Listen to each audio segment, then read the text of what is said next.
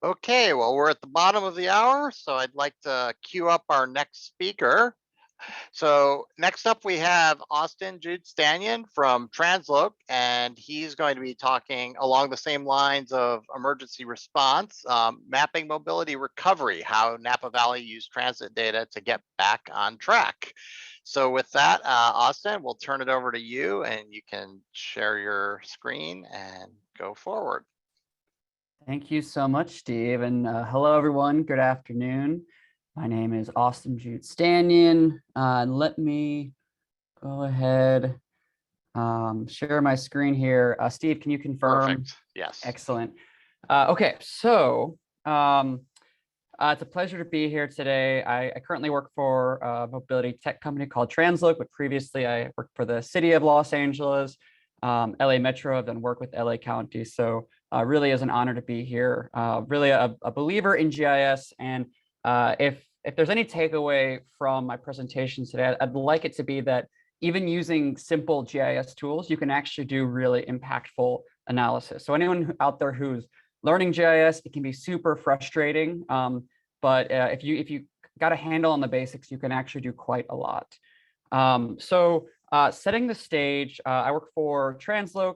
We provide technology to transit agencies and universities, both fixed route vehicle location technology, as well as microtransit technology. And for those who are not familiar, microtransit is essentially on-demand, point-to-point transit, similar to an Uber pool or Lyft line, but run by a public transit agency or a university, sort of a shared point-to-point ride without a fixed route within a zone. So we sell technology, but we also sell planning and design services using all the data that our technology generates to help our clients better plan their transit systems.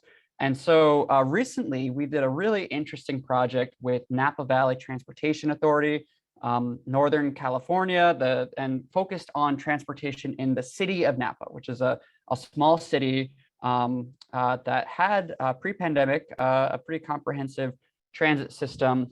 They had these 8 routes you can see on the left side of the screen. But what happened during the pandemic is, like so many agencies across the country, their ridership numbers really plummeted, mobility patterns changed. So their previous fixed route buses were no longer necessarily kind of meeting the mobility patterns that were emerging during the pandemic. And also they were mostly running empty buses because ridership had plummeted so much. And so in order to kind of account for this dramatic change, but still serve baseline service, Napa Valley transitioned their fixed route system to an entirely on-demand microtransit system. So this is sort of representing that in this graphic here. They went from their fixed routes to what this is a heat map of sort of the trips being taken. So there were trips kind of all over the city throughout the day, but again, still fairly low ridership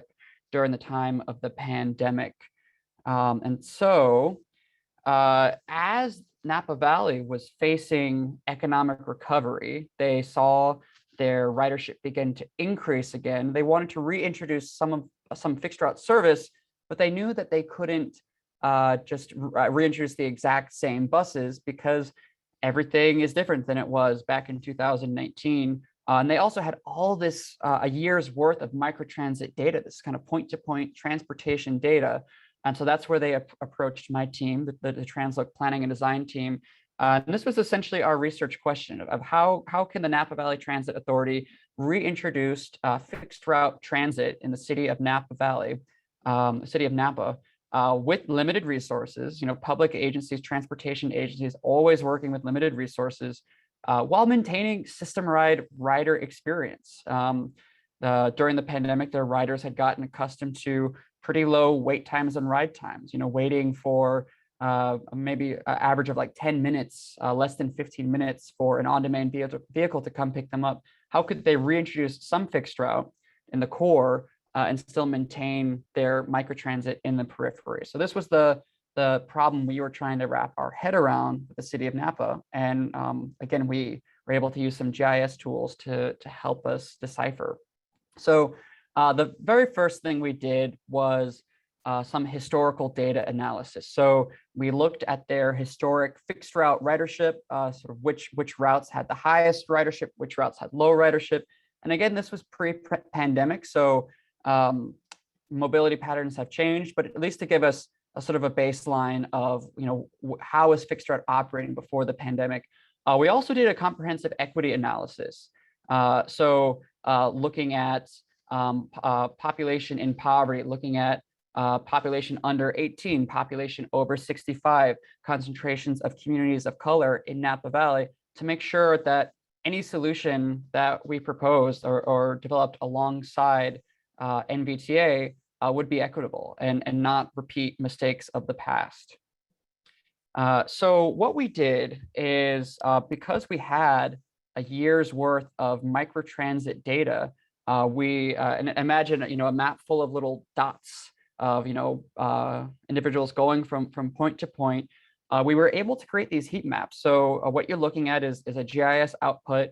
We've got the base map, sort of a figure ground map of the city, and in green is a heat map of concentrations of trips.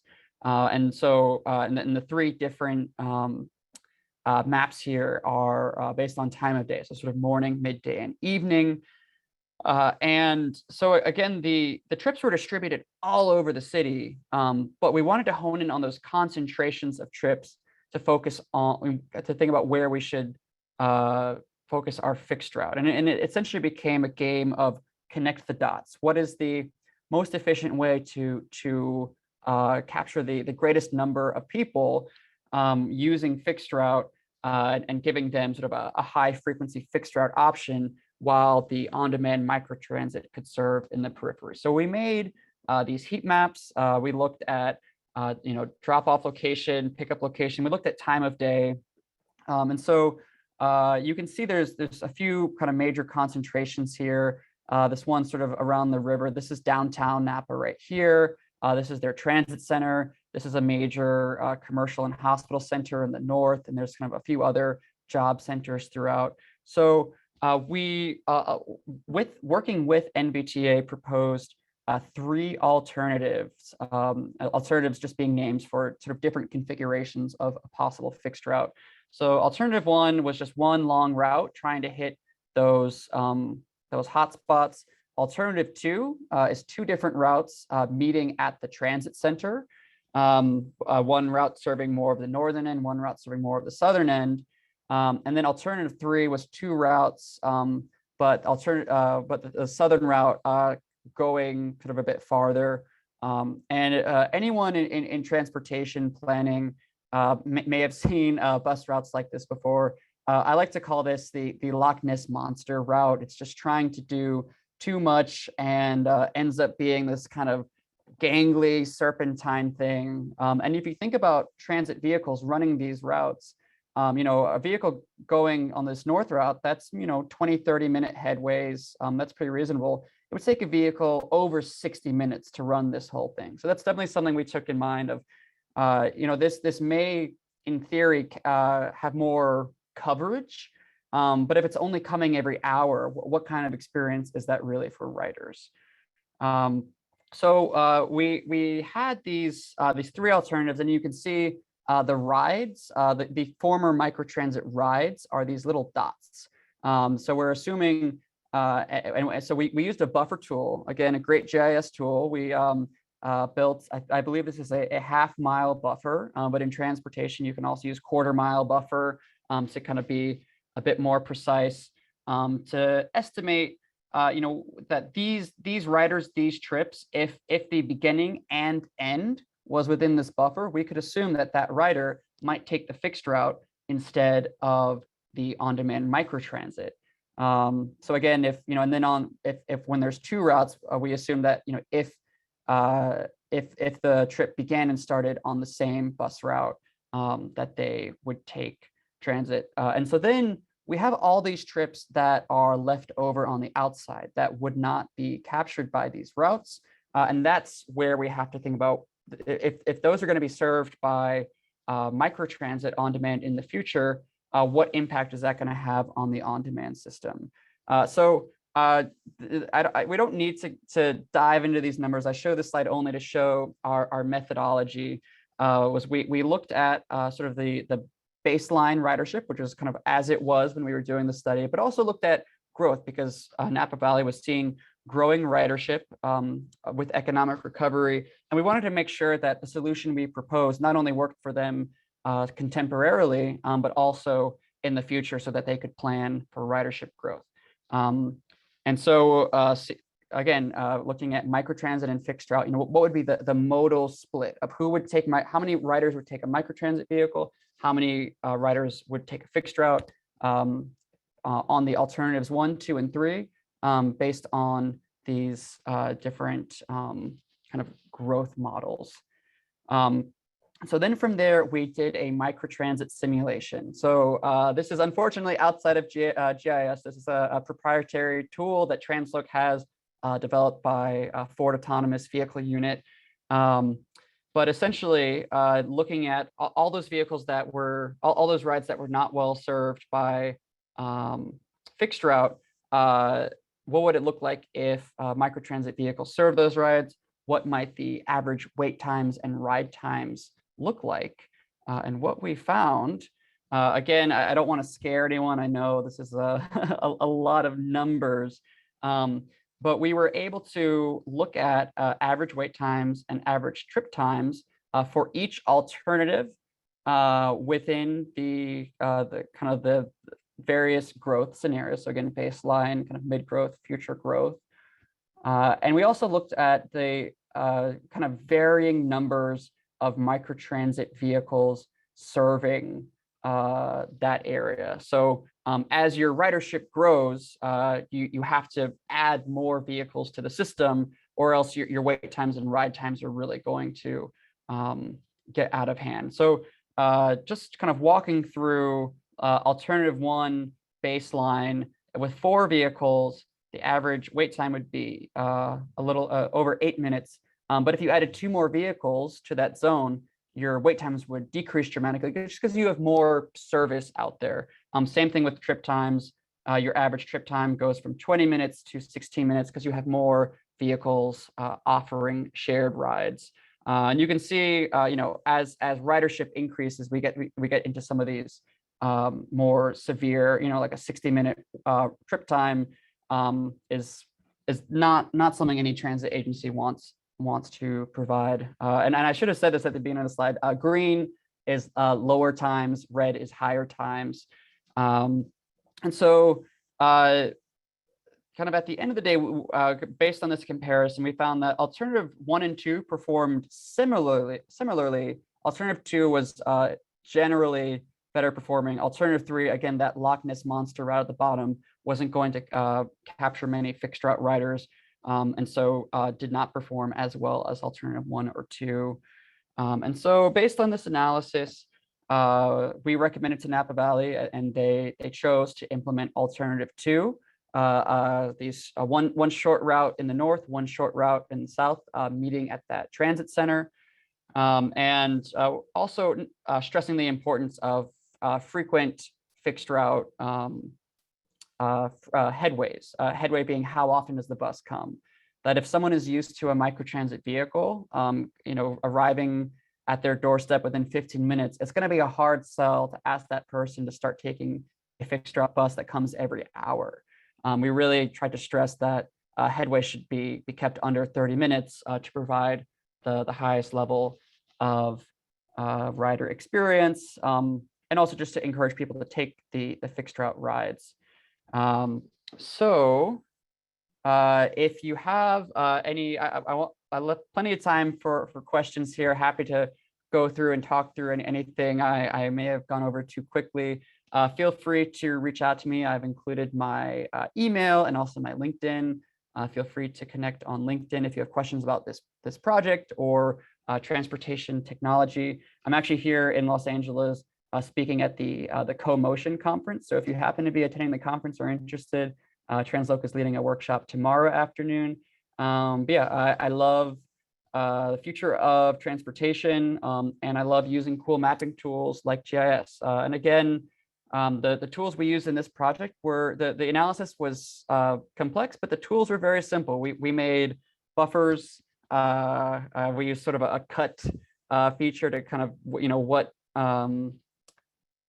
how many trips are in the buffer, and we used heat maps, the visual elements were able to really convey the story to Napa Valley to make sure that they understood what we were doing. So yeah, and I guess with that, I will open it up to questions. All right. Well, thank you, Austin. So we'll just start with what's in the Q&A box. And one question from Shannon is, are you incorporating transit clientele feedback in your analysis or evaluation in some way? Yeah, so so transit rider feedback. So we leaned on NVTA to have that direct relationship with riders and sort of be the conduit for that feedback. This was a project that they wanted to get done pretty quickly. So we essentially were technical consultants in this project. I'm a big believer in community engagement in transit investments, and really all planning matters.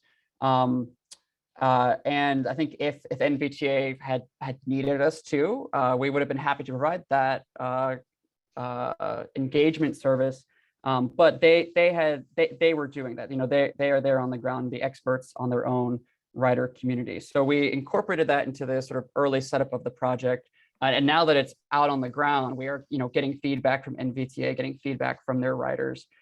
So it wasn't a concrete phase of the analysis, but it was incorporated with NVTA as the conduit between the riders and our analysis. Great. And then another question, do you have to use TransCAD and OD matrices at all in this analysis? And maybe define those if you know what they are for the audience. I do not immediately know what those are, so we did not use that. I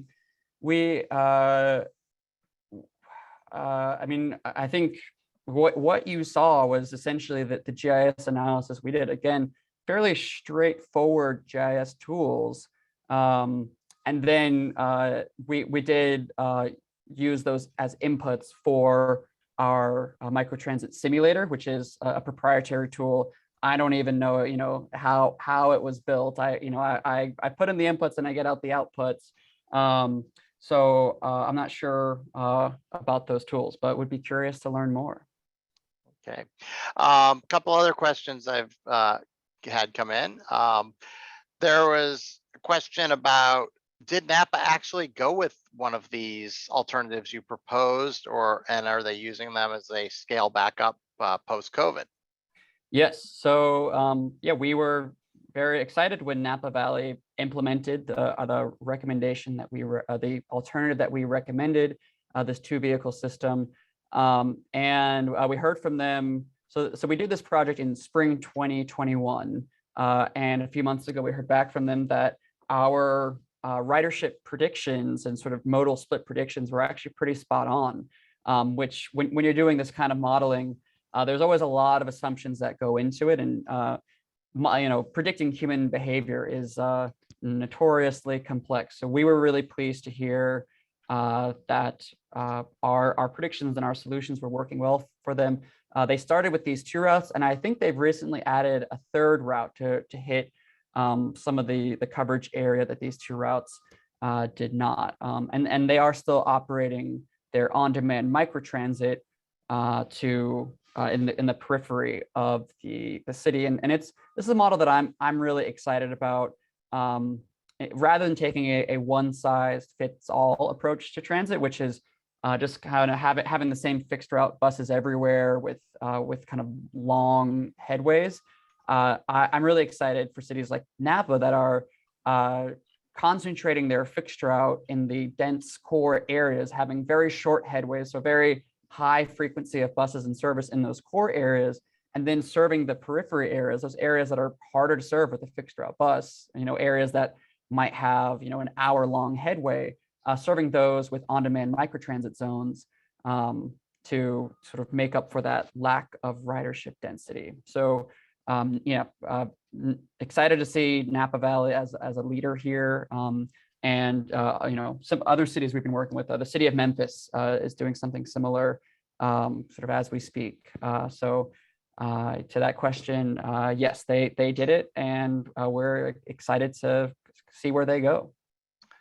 All right.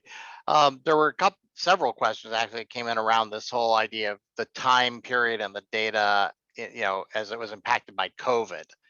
So you mentioned ridership was high and then it dropped off, and then as restrictions and comfort levels, improved, maybe those came back up again. How did that time series influence your analytics? Yeah, so we did not go. I know within GIS there are time series analysis. We did not go that far into time series. So essentially the data we had a sort of a pre-COVID fixed route data. Then we had a year's worth of microtransit data from about, I think, maybe February 2020 to February 2021. And we did look at how ridership had changed over that year-long period, but it wasn't incredibly significant. So sort of February, March plummet, is not surprising. March through, March 2020 through January 21, very low kind of baseline ridership, essential workers, people who they need public transit. And again, I'm a huge proponent of public transit because it changes lives, and it really does serve our society in so many ways. So very baseline ridership through, January, and then that kind of January to February started to see a little bit of an uptick. And that little bit of an uptick is what Napa Valley kind of cued in on and said, if this is a trend, we're going to need to act. And that's, I think, something that's really cool about microtransit data is you do get that live data, that live feedback. So not only seeing point to point where riders are going, but they're also able to see kind of day to day, week to week, month to month, what do ridership patterns look like? And and if they're seeing that climbing up, which it's a good thing, more riders is a good thing, but it does mean you have to think service provision differently. So that was the kind of the time-based data that we had. And then since we deployed, ridership has continued to climb. I don't know how their current total ridership compares with pre-pandemic. I did just hear that LA Metro, totally different system, but I think LA Metro was like 60 to 70% of pre-pandemic ridership. And I think that's the experience of many transit agencies around California and the US, but every agency is different, obviously. Okay. Well, hey, we're about at the end of time and questions. So I want to once again thank you for taking the time to talk to us about this. Clearly, transit and the approaches you talked about for Napa apply anywhere and everywhere. So great examples of how things have transitioned through the pandemic period in particular. So again, Austin's got his contact info there, and we'll make that stuff available as well. So thank you again. We are going to take a break here before our next talk. So I do want to let folks know we'll resume again here at the top of the hour, 1 o'clock, with our next presentation. And one bit of breaking news I'll let you know as we go to the short break. I receive word from the Baking and Decorating Contest Committee judges that they will allow you to bake your cookies or cake still this evening and extend the deadline till 8 a.m. So after you finish up your GIS day today, you can take a look at the contest rules and still get in an entry if you're so inclined. I particularly like chocolate cake myself, although we only can sample it virtually through your photos. So with that, we'll take a short break and resume here at the top of the hour.